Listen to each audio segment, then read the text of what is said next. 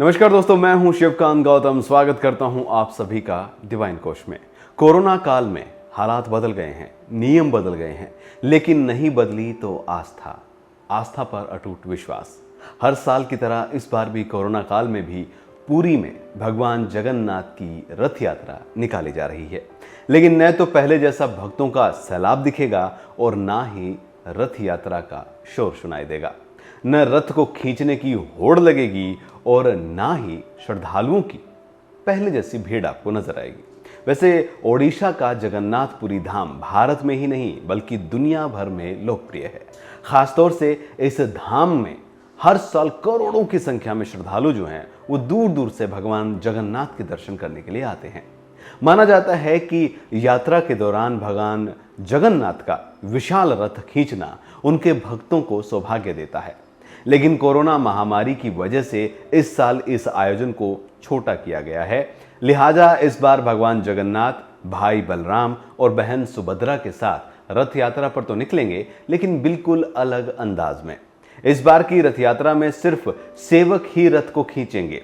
Police बल रथ को हाथ भी नहीं लगाएगी। यही नहीं, आम श्रद्धालुओं को भी पुरी में आने की इजाजत नहीं दी गई है। बता दें कि भगवान जगन्नाथ रथ यात्रा 9 दिनों तक चलने वाली है। महोत्सव ये लंबा होता है। इस यात्रा की तैयारी अक्षय तृतीया के दिन श्री कृष्ण, बलराम और सुभद्रा के रथों के निर्माण के साथ ही शुरू हो जाती है। भारत के 4 पवित्र धामों में से एक पुरी के 800 साल पुराने मुख्य मंदिर में योगेश्वर श्री कृष्ण जगन्नाथ के रूप में विराजते हैं। साथ ही यहाँ पर बलभद्र और सुभद्रा भी हैं। आज हम आपको बताएंगे भगवान जगन्नाथ की रथ यात्रा से जुड़ी हुई खास बातें, 15 अननोन फैक्ट्स जो आप नहीं जानते होंगे। सबसे पहले इसमें आता है पुरी स्थित जगन्नाथ मंदिर भारत के 4 पवित्र धामों में से एक है। यह मंदिर 800 साल से अधिक प्राचीन है, जिसमें भगवान श्री कृष्ण जगन्नाथ के रूप में विराजमान है। साथ ही यहाँ उनके बड़े भाई बलराम और उनकी बहन देवी सुभद्रा भी पूजा की जाती है, उनकी भी।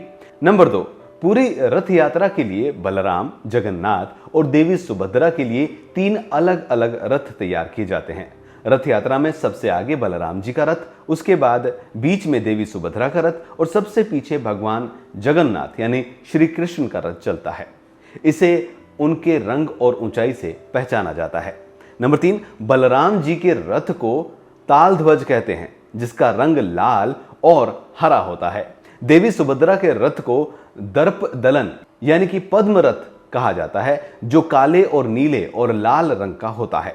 जबकि भगवान जगन्नाथ के रथ को नंदी घोष या गरुड़ ध्वज कहते हैं, इसका रंग लाल और पीला होता है। नंबर 4, भगवान जगन्नाथ का नंदी घोष रथ 45.6 फीट ऊंचा, बलराम जी का ताल ध्वज रथ 45 फीट ऊंचा और देवी सुभद्रा का दर्पदल रथ जो है वो 44.6 फीट ऊंचा होता है।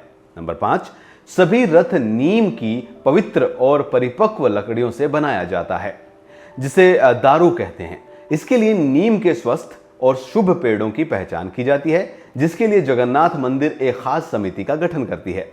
नंबर 6, इन रथों को बनाने के लिए किसी भी तरह की कील या कांटे या किसी दूसरी धातु का इस्तेमाल नहीं किया जाता है। रथों के लिए लकड़ियों की खोज बसंत पंचमी के दिन से शुरू होती है और उसका निर्माण अक्षय तृतीया से शुरू हो जाता है। नंबर 7, जब तीनों रथ तैयार हो जाते हैं तब छर पहनरा नाम से अनुष्ठान संपन्न किया जाता है। इसके तहत पुरी के गजपति राजा पालकी में यहां आते हैं और इन तीनों रथों की विधिवत पूजा करते हैं और सोने की झाड़ू से रथ मंडम और रास्ते की सफाई की जाती है। नंबर 8, आषाढ़ महीने के शुक्ल पक्ष की द्वितीय तिथि को रथ यात्रा आरंभ होती है। ढोल, नगाड़ों, तुरही और शंख ध्वनि के साथ भक्तगण इन रथों को खींचते हैं। कहते हैं कि जिन्हें रथ को खींचने का मौका मिलता है वो महाभाग्यवान माना जाता है। पौराणिक मान्यता के अनुसार रथ खींचने वाले को मोक्ष की प्राप्ति होती है। नंबर 9, जगन्नाथ मंदिर में रथ यात्रा शुरू होकर पुरी नगर से गुजरते हुए ये रथ गुंडीचा मंदिर तक पहुंचता है।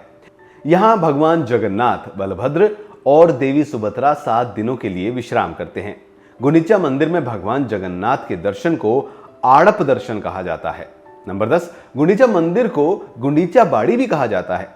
यह भगवान की मौसी का घर है। इस मंदिर के बारे में पौराणिक मान्यता यह है कि यहां पर देव शिल्पी विश्वकर्मा ने भगवान जगन्नाथ, बलभद्र और देवी की प्रतिमाओं का निर्माण किया था। नंबर 11, कहते हैं कि रथ यात्रा की तीसरे दिन यानी कि पंचम तिथि को देवी लक्ष्मी भगवान जगन्नाथ को ढूंढते हुए यहां आती है। तब दैत्यपति दरवाजा बंद कर देते हैं, जिससे देवी लक्ष्मी नाराज होकर रथ का पहिया तोड़ देती है और हैरा गोहिरी साहीपुरी नाम के एक मोहल्ले में जहां देवी लक्ष्मी का मंदिर है वहां लौट जाती है। नंबर 12, भगवान जगन्नाथ द्वारा बाद में नाराज देवी लक्ष्मी को मनाने की परंपरा भी है। ये मान मनोबल संवादों के माध्यम से आयोजित किया जाता है, जो एक अद्भुत भक्ति का रस उत्पन्न करता है। नंबर 13, आषाढ़ माह के 10वें दिन सभी रथ फिर मेन मंदिर में यानी कि मुख्य मंदिर की ओर प्रस्थान करते हैं। रथों की वापसी की इस यात्रा की रस्म को बहुड़ा यात्रा कहा जाता है। नंबर 14, जगन्नाथ मंदिर वापस पहुंचने के बाद भी सभी प्रतिमाएं रथ में ही रहती हैं। देवी देवताओं के लिए मंदिर के द्वार अगले दिन एकादशी को खोले जाते हैं। तब विधिवत स्नान करवाकर वैदिक मंत्रोच्चार के बीच देव विग्रहों को पुनः प्रतिष्ठित किया जाता है। नंबर 15, वास्तव में रथ यात्रा एक सामुदायिक आनुष्ठानिक पर्व है। इस अवसर पर घरों में कोई भी पूजा नहीं होती है और न ही किसी तरीके का उपवास रखा जाता है। एक अहम बात यह भी है कि रथ यात्रा के दौरान किसी तरह की जाति भेद देखने को यहां पर नहीं मिलता है। तो ये थी भगवान जगन्नाथ की पूरी यात्रा की 15 खास बातें। उम्मीद करता हूं आपको ये बातें पसंद आई होंगी।